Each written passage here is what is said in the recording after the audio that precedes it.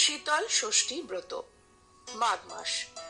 ব্রতফল: এই ব্রতে নারীগণকে কোনো রকম শোক তাপ পেতে হয় না।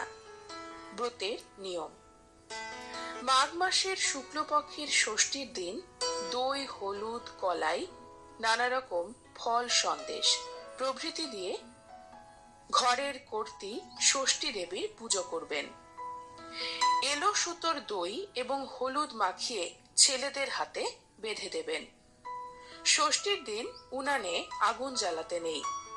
আগের দিন বিড়ি কলাই মানে গোটা কলাই এবং সমস্ত আনাজ গোটা দিয়ে সেদ্ধ করে রাখবেন।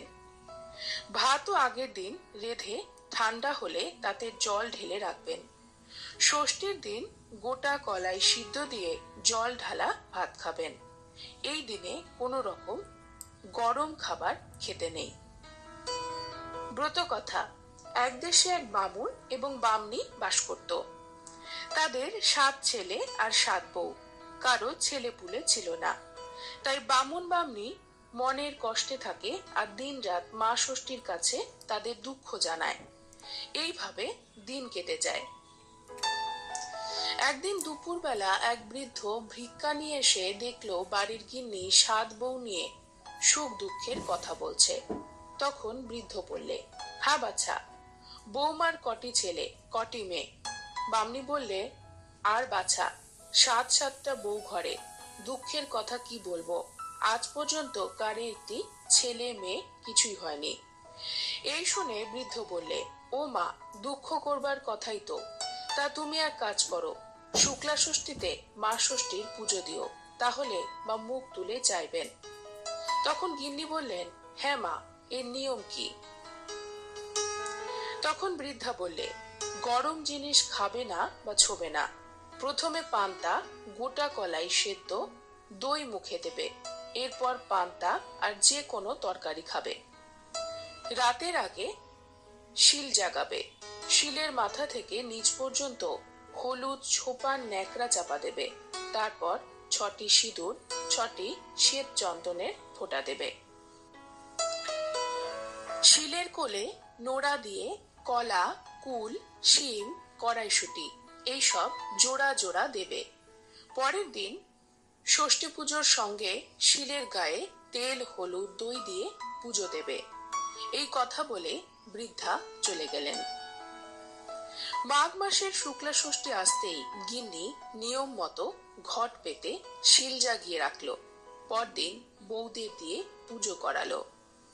বউরাও গলায় আঁচল দিয়ে হাত জোর করে বললে, মা ষষ্ঠী, সকলের প্রতি প্রসন্ন হও, মুখ তুলে যাও মা, যেন বছর ঘুরতে না ঘুরতে ছেলে কোলে আসে।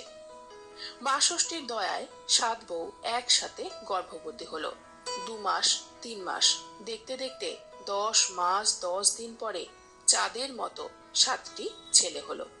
কর্তা গিন্নি মহা খুশি হয়ে বছর পড়তেই ঘটা করে ষষ্ঠী পুজো দিল।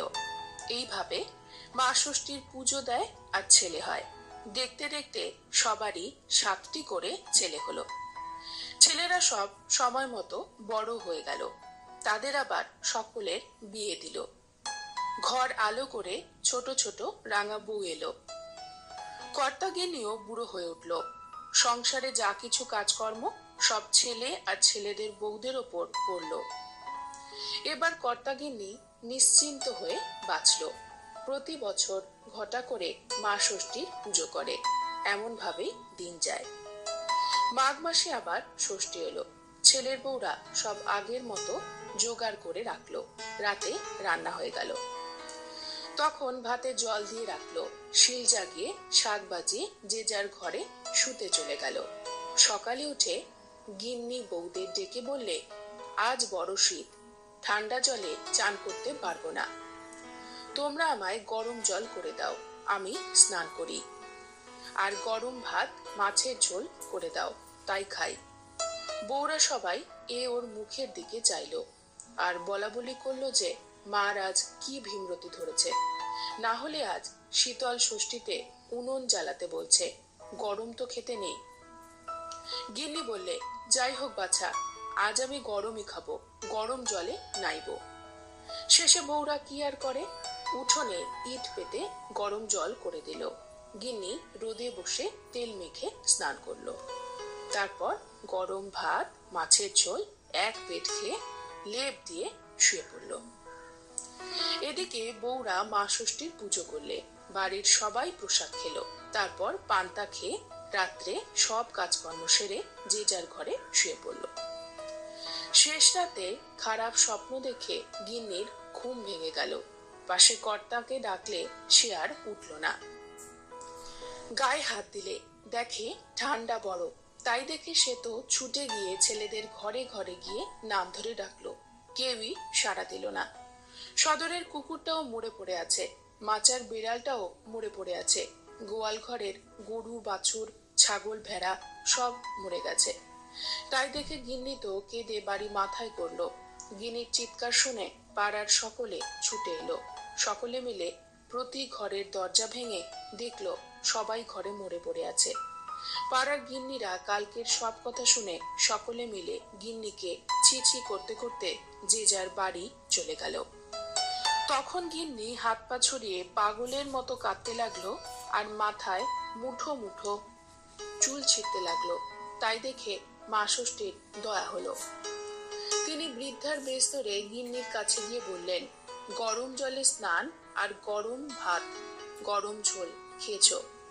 গিন্নি তার পা জড়িয়ে ধরে বললে, মা তুমি উপায় করো, তুমি ছাড়া আমার আর কোনো গতি নেই। মা ষষ্ঠীর মনে করুণা হলো। তিনি বললেন, তোর বৌমারা যে শিল জাগিয়েছে তার গায়ে যে দই হলুদ আছে তাই দিয়ে প্রথমে বিড়ালের কপালে ফোঁটা দিবি। তারপর কুকুর গরু বাছুর ছেলে বউ নাতি নাতনিদের সকলের কপালে ফোঁটা দিবি। আর দই হলুদ ছোপান ডুরি ছেলে নাতি নাতনি বউদের হাতে বেঁধে দিবি। আর শীতল ষষ্ঠীর দিন গরম জলে স্নান বা গরম ভাত কোনোদিন খাবি না। এই কথা বলে বৃদ্ধা চলে গেলেন। গিন্নি তখন মা ষষ্ঠীর কথা মতো সকল কিছু করলো। যেমন করা অমনি সবাই যেন ঘুম থেকে জেগে উঠল। বউয়েরা বলল, মা অনেক বেলা হয়ে গেছে, আমাদের ডাকুনি কেন? নাতি নাতনিরা বলল, ঠাকুমা বড্ড খিদে পেয়েছে, কিছু খেতে দাও। গিন্নি বললে, তোরা কি আর ছিলি? মা ষষ্ঠীর দয়ায় সবাই বেঁচে উঠলি। এই বলে সব কথা বললে। তাই শুনে কর্তা গিন্নির ওপর রেগে গেল। তারপর কর্তা খুব ঘটা করে মা ষষ্ঠীর পুজো করলো। মা ষষ্ঠীর কথা চারিদিকে প্রচার হলো। তখন সবাই ভক্তি সহকারে শীতল ষষ্ঠীর পুজো করতে লাগলো। অথ শীতল ষষ্ঠীর ব্রতকথা সমাপ্ত।